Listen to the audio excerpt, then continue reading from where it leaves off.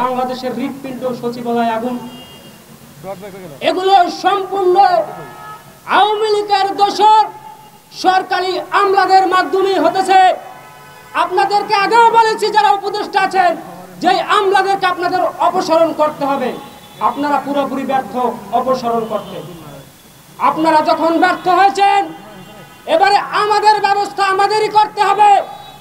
প্রত্যেকটা সরকারি দপ্তর থেকে এই সমস্ত আমলাদেরকে আমরা ঘাট ধরে বের করব।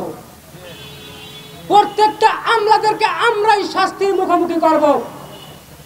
আপনারা জনগণের ম্যান্ডেট নিয়ে ক্ষমতায় বসছেন, আপনাদের কিসের এত ভয়? কার দাসত্ব আপনারা করতেছেন? কার দাসত্ব আপনারা করতেছেন আমরা জানতে চাই, জাতি জানতে চাই। এখনো সময় আছে। ষড়যন্ত্র কিন্তু তারা করতেছে। আজকে আমাদেরকেও হুমকি দেওয়া হয়, বড় নেতা হয়েছ, নেতামি থাকবে না। পরশুদিনকে আমাকে হুমকি দেওয়া হয়েছে। কারণ আমরা ভারতের বিরুদ্ধে কথা বলি, গণ অধিকার পরিষদে ভারতের বিরুদ্ধে কথা বলে, ফ্যাসিজমের বিরুদ্ধে কথা বলে, হাসিনার বিরুদ্ধে কথা বলছে তারেক ভাই, এই ফারুক ভাই সহ সকলে। কিন্তু আজকে আমাদেরকে হুমকি দিতেছে।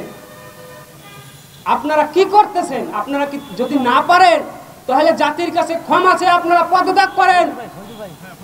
আমরা কিন্তু আর বসে আপনাদের এই তামাশা দেখবো না। আমাদের ব্যবস্থা কিন্তু আমাদেরই করতে হবে। আপনারা যদি এই সরকারি দপ্তর থেকে আমলাদেরকে অপসারণ না করেন, আর একটা বিপ্লব কিন্তু আমরা ঘটাবো। প্রত্যেকটাকে টেনে হেসতে পাচার উপরে লাথি মেরে এই দপ্তর থেকে আমরা নামিয়ে ফেলবো ইনশাআল্লাহ।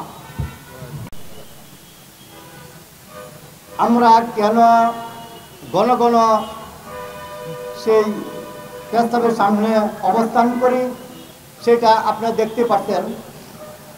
মাফিয়া সরকার এই দেশ থেকে বিদায় নিচ্ছে, কিন্তু মাফিয়া সরকারের যে আমলা আছে তারা কিন্তু বিদায় নেয়নি। তারা একের পর এক ষড়যন্ত্র করে যাচ্ছে। বিভিন্ন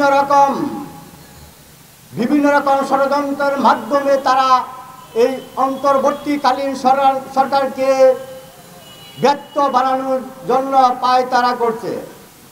প্রিয় বন্ধুরা, গতকাল রাত্রে দেখছেন আমাদের সচিবালয়ে আগুন দেওয়া হচ্ছে।